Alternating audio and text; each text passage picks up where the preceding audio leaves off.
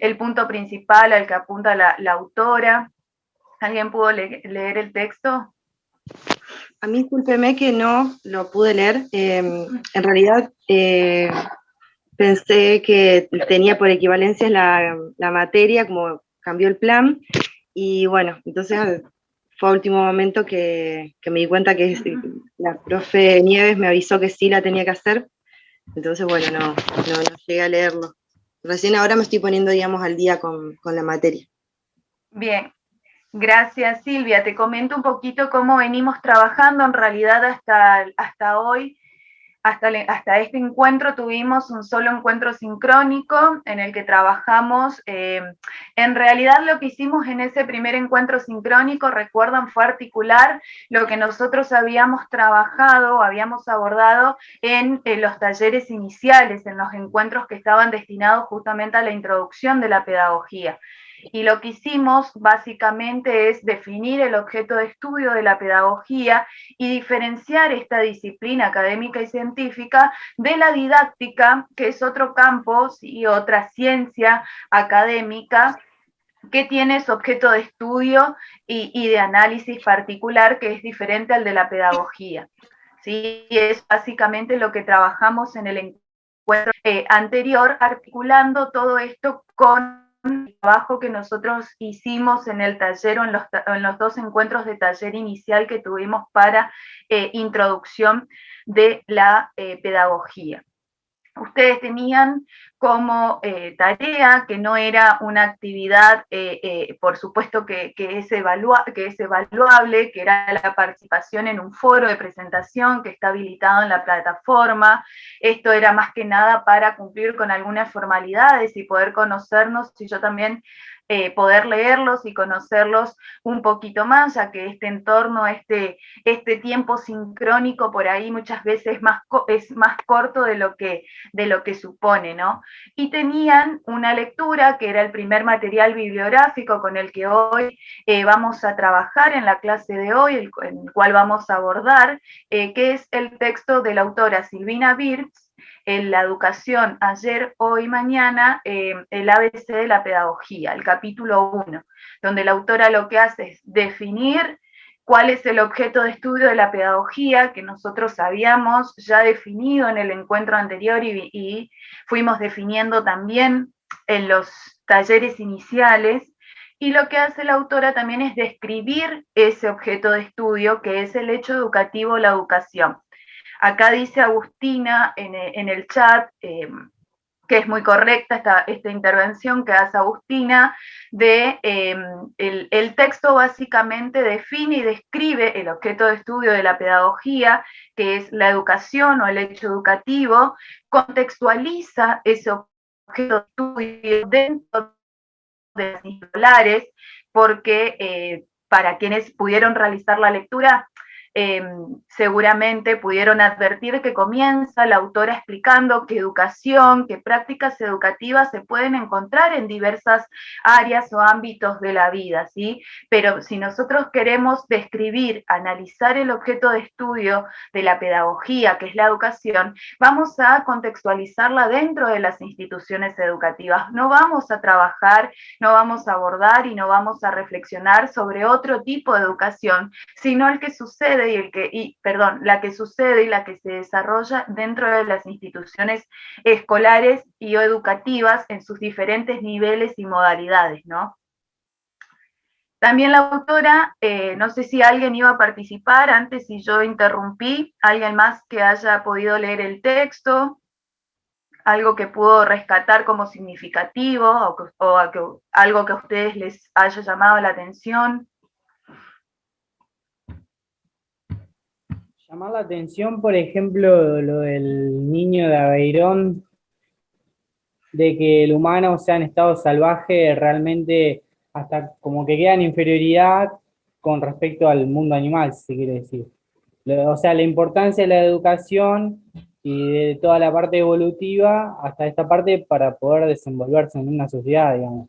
O sea, eso me llamó mucho la atención.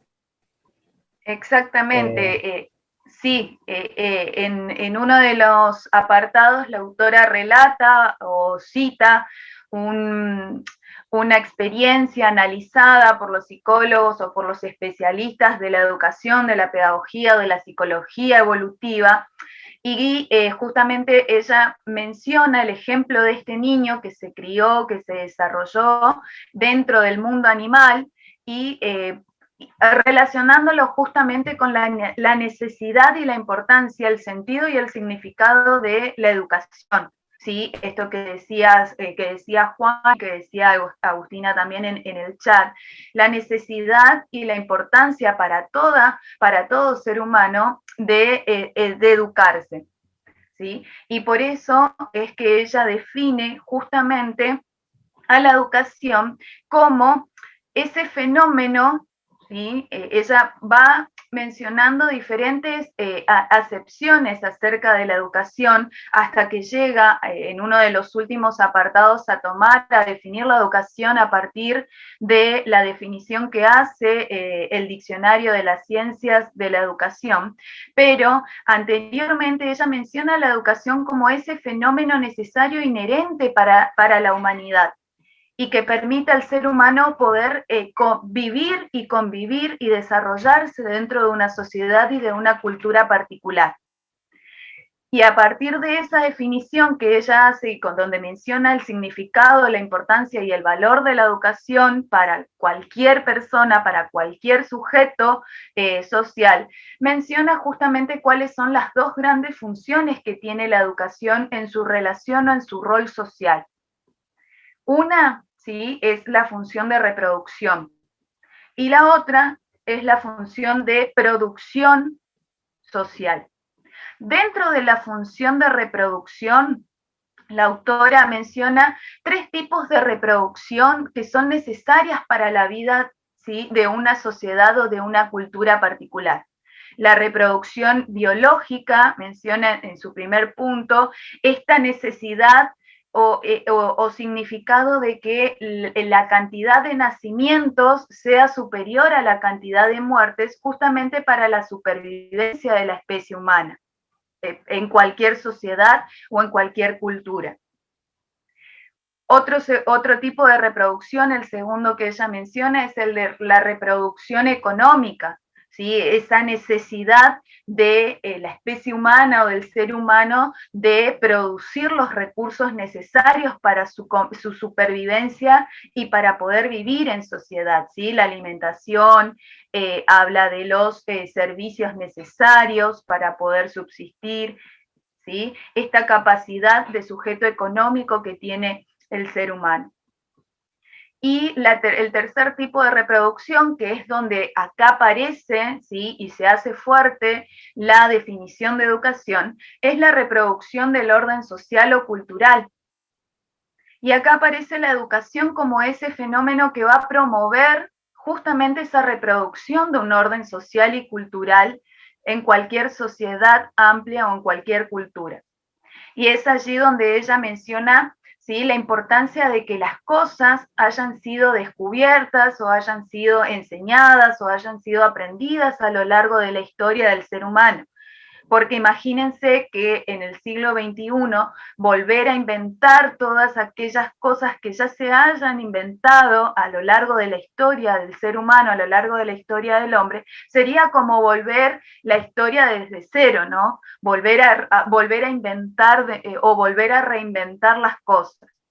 Y es por esto que la autora, en este sentido, agrega esta segunda función que la educación permite justamente al ser humano.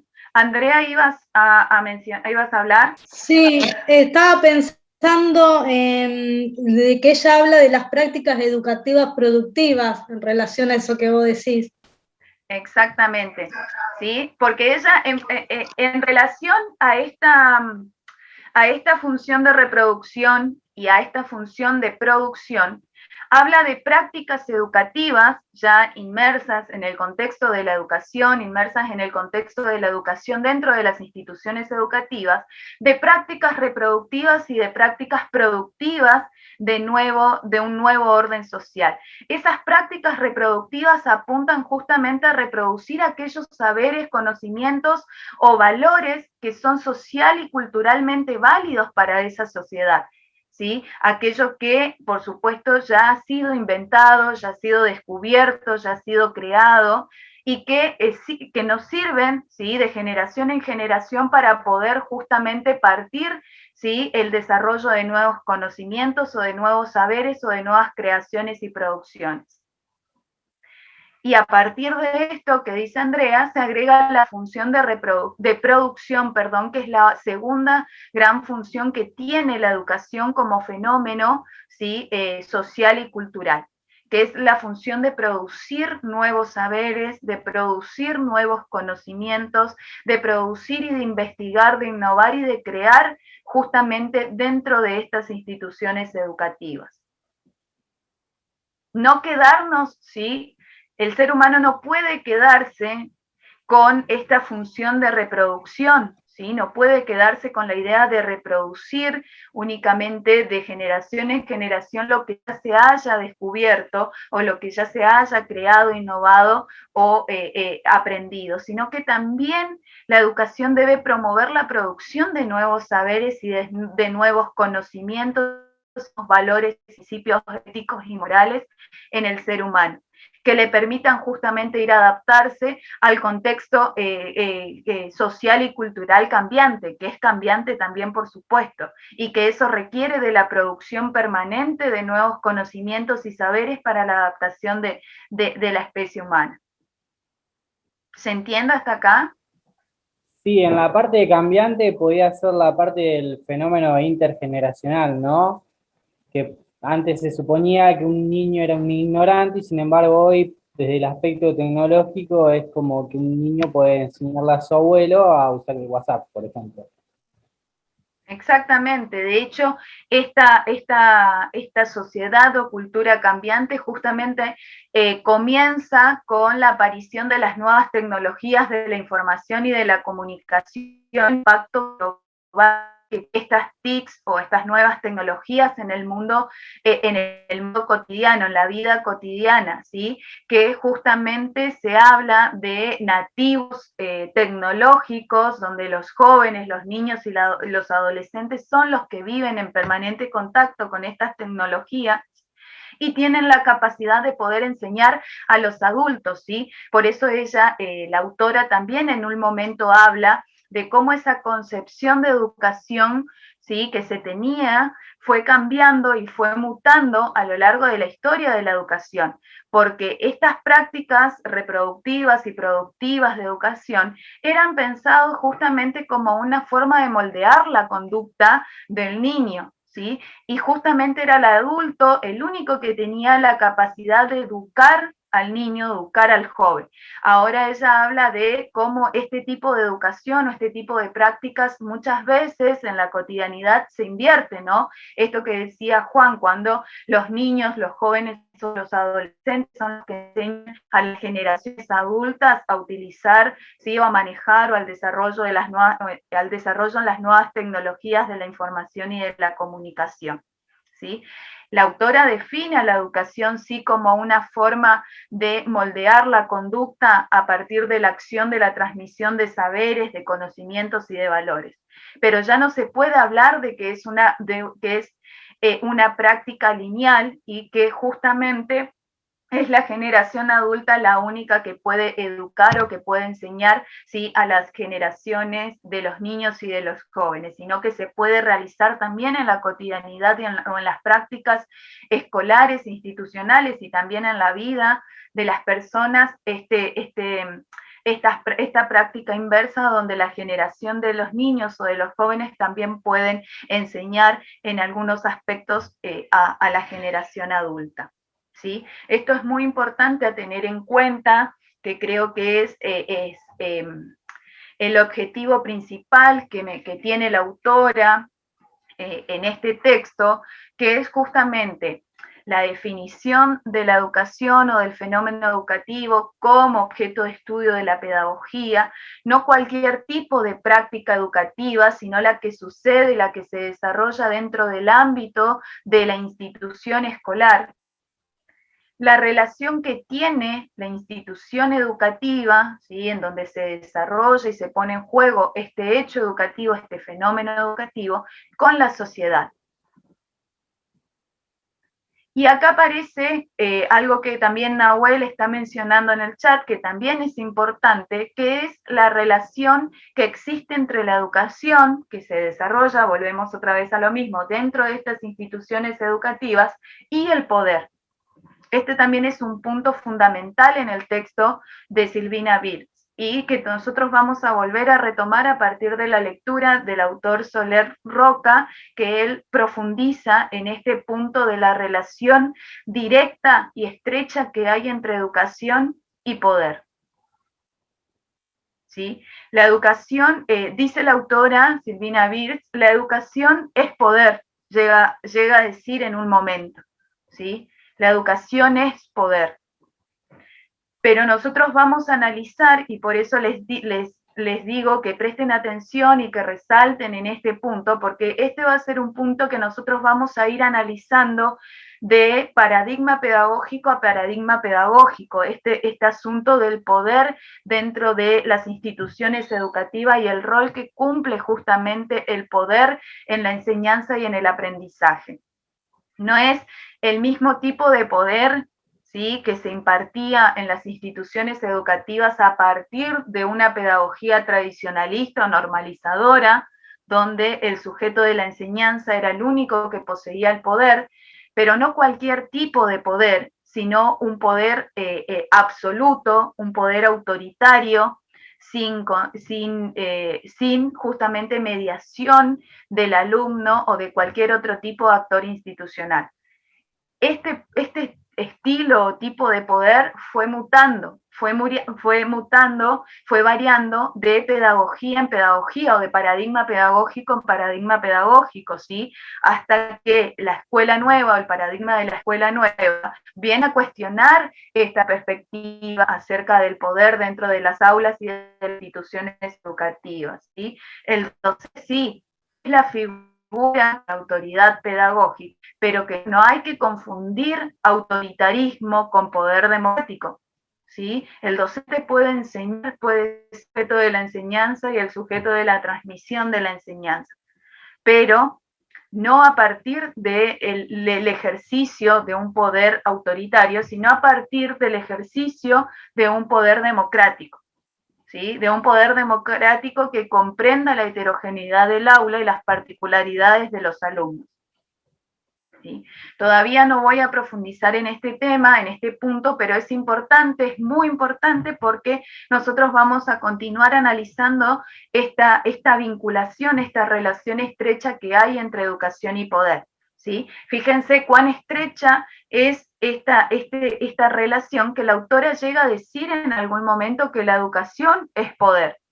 ¿Sí? Hay que ver cómo esta perspectiva del poder dentro de las aulas y de las instituciones educativas fue variando y ¿sí? Fue cambiando de perspectiva, se fue modificando y fue mutando a lo largo de la historia de la educación y a lo largo del pasaje de los paradigmas pedagógicos educativos. ¿Sí? A ver, voy a atender un ratito al chat, que hay quienes están. Lo que va más atrás, los lineamientos, dice la capacidad de incidir en la conducta de otro para moldearla. Claro, eso también forma parte de la definición que hace la autora acerca de la educación. Ya en esta vinculación entre educación y poder, la autora dice que educación es poder, es la capacidad que tiene un sujeto de poder incidir en la conducta de otro sujeto para moldearla, ¿sí? Y es lo que realmente sucede, ¿sí? Y es lo que realmente define al trabajo educativo, ¿sí?, del docente. El docente tiene esa capacidad y tiene esa función de poder moldear la conducta del sujeto del aprendizaje, es decir, del alumno, pero hay que ver bajo qué términos se realiza justamente esta incidencia en la conducta del sujeto del aprendizaje. Si sigue siendo a través de prácticas autoritarias o si ese autoritarismo, ese poder en términos de autoritarismo cambió y se habla ya, sí, se puede hablar ya de un poder democrático dentro de las aulas. Y ahí es cuando aparece un poco también el tema de los centros de estudiantes, ¿no? ¿Puede ser? Exactamente. El tema de cambiar el tema de la escuela, que no sea tan verticalista y que se le dé como un poder a los alumnos, que aparece esto del centro de estudiantes. Sí, el centro de estudiantes como una forma justamente de participación y de coparticipación de los demás actores institucionales en las decisiones que se toman en los procesos de enseñanza y de aprendizaje y en las decisiones institucionales. Pero fíjense que ustedes seguramente en didáctica van a trabajar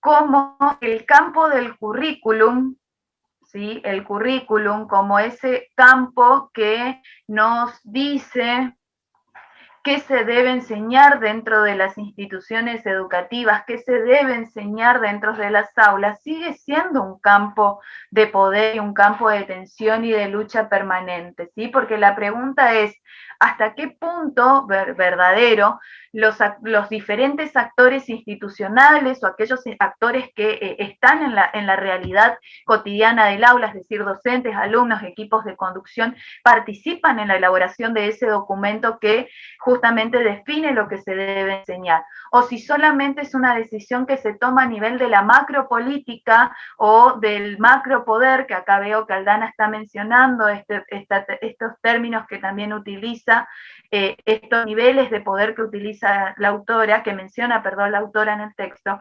¿Sí? En el campo del currículum es una decisión que se toma a nivel de las políticas educativas, o hay intervención o escucha de justamente la participación de los diferentes actores institucionales. Dentro de la vida institucional, ¿sí? A partir justamente de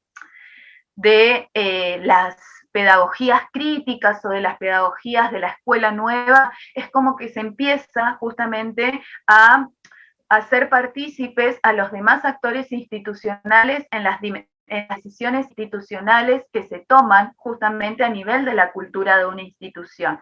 Y es por esto que aparecen todos estos actores justamente como centro de estudiantes, los equipos o los gabinetes interdisciplinarios, el trabajo de los docentes en red, el trabajo de los docentes en colaborativo, todas estas acciones que justamente apuntan a que este tipo de poder, ¿sí?, que está mencionando la autora, cambie de perspectiva, deje de ser, ¿sí?, un poder autoritario y sea, ¿sí?, o se vea y se trabaje como un poder democrático, ¿sí?, donde los más actores institucionales también tienen derecho a participar en su propio proceso de aprendizaje, ¿sí?, en este caso el alumno.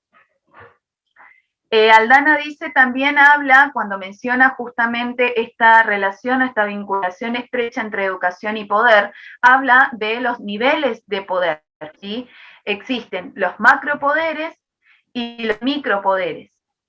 Los macropoderes ella asocia justamente a este tipo de poder que ejercen las grandes instituciones o las grandes organizaciones, hasta llega a mencionar al Estado como gran institución u organización que ejerce poder justamente a nivel social, cultural o a nivel de la sociedad amplia. Y habla de los micropoderes, refiriéndose a relaciones de poder que se llevan a cabo, se desarrollan en instituciones más pequeñas o en espacios institucionales más pequeños, como por ejemplo el aula, ¿sí? Donde el docente, la figura del docente, esto que decíamos anteriormente, la figura del docente aparece justamente como ese sujeto de la autoridad pedagógica y el alumno aparece en otra situación, ¿sí? En la situación de aprendizaje. Por eso les digo que es importante este punto de la relación o de la vinculación entre educación y poder, siempre, ¿sí? Esto también es importante, siempre teniendo en cuenta que estamos hablando del fenómeno educativo, ¿sí?, de la educación, que sucede al interior de las instituciones educativas, ¿sí? Nosotros nos vamos a posicionar y vamos a situarnos, ¿sí?, en este contexto. en el contexto de las instituciones educativas y las prácticas educativas que se desarrollan en estas instituciones. Y a partir de allí vamos a empezar a justamente analizar, a describir y a reflexionar acerca de cómo se fueron gestando o cómo se fueron desarrollando, se fueron dando estas prácticas educativas dentro de la institución escolar a lo largo de la historia de la educación. Para ello, ¿sí?, vamos a partir del análisis del paradigma pedagógico tradicional, ¿sí?, o de la pedagogía tradicional, la escuela normalizadora. Seguramente ustedes en algún momento habrán escuchado mencionar la pedagogía tradicional, donde la educación era verticalista, lineal, se aprendía a través de la repetición o la memorización de los contenidos, donde el sujeto de la enseñanza, es decir, el docente, era el único justamente que poseía este poder autoritario, y el alumno solamente estaba en una situación de aprendizaje pasivo. Y es por esto que también nosotros vamos a necesitar, para poder explicar, para poder entender y para poder describir estos lineamientos teóricos y conceptuales básicos de todos estos paradigmas pedagógicos, del aporte de otras disciplinas, que es esto lo que nosotros hablábamos en el encuentro anterior, ¿no?, de la necesidad que tiene la pedagogía de nutrirse del aporte de otros campos disciplinares. En este caso vamos a necesitar mucho del aporte de la psicología evolutiva o de la psicología educacional para entender esa perspectiva de alumno o esa perspectiva de sujeto del aprendizaje en cada paradigma pedagógico, ¿sí? No era el alumno de la pedagogía tradicional, no es el mismo alumno de la pedagogía, de las pedagogías o del movimiento de las pedagogías críticas o de la pedagogía contemporánea, ¿sí? El docente o la tarea del docente. Y acá vamos a necesitar fundamentalmente el aporte de la didáctica. La tarea o el rol del docente en la pedagogía tradicional no era el mismo, ¿sí?, no es el mismo, perdón, que la tarea o la concepción de docente que se tiene en la pedagogía contemporánea o en las pedagogías críticas, ¿sí? El docente en la pedagogía tradicional estaba en ese contexto institucional, en el contexto del aula específicamente, solamente para transmitir el conocimiento, ¿sí?, para transmitir un saber, a través de un único método, ¿sí?, de una estrategia que era basada justamente en la exposición lineal, que estaba basada en la en la acción sin participación activa de los alumnos. Imagínense pensar la educación o pensar nuestras prácticas de la enseñanza, ustedes que se están formando para docentes de la carrera de matemáticas, imagínense plantear todo un programa de una materia basada en una única estrategia, en un único método de la enseñanza, ¿sí?, a través de la exposición lineal. ¿Sí? Que en ninguna de mis clases yo haya pensado ninguna actividad de debate, de reflexión, de participación de los estudiantes, de trabajo en equipo colaborativo. Solamente mi programa y mis prácticas de la enseñanza van a estar basadas en un único método, que va a ser la presentación o la exposición lineal del contenido, ¿sí? A la tercera clase los alumnos, ¿sí?, se van. Sí, era cuando se querían los como una hoja en blanco, ¿no? La escuela, sí, la escuela tradicional. Después fuimos avanzando. Esta era la perspectiva, por eso les digo, hay tópicos que nosotros vamos a ir comparando y vamos a ir analizando de pedagogía en pedagogía. Esto que dice Silvia es la perspectiva de alumno que se tenía y la forma de aprendizaje que tenía el alumno en esa aula tradicional, ¿sí? Un alumno como una hoja vacía, o también en términos de la psicología educacional y de los epistemólogos de la época, como una tabla rasa, ¿sí?, como una mente vacía, como un recipiente vacío. Imagínense tener esa concepción, ¿sí?, continuar con esa concepción del alumno o del sujeto del aprendizaje en estos tiempos, ¿sí? Hay veces que muchas veces en esto que también decía Juan, el alumno tiene más conocimiento o mayores saberes en términos tecnológicos que el propio docente, ¿sí? Imagínense entonces pensar la educación, esa educación tradicionalista o normalizadora, con esta concepción de alumno como un recipiente vacío, como una hoja en blanco, en la educación contemporánea o en la educación actual.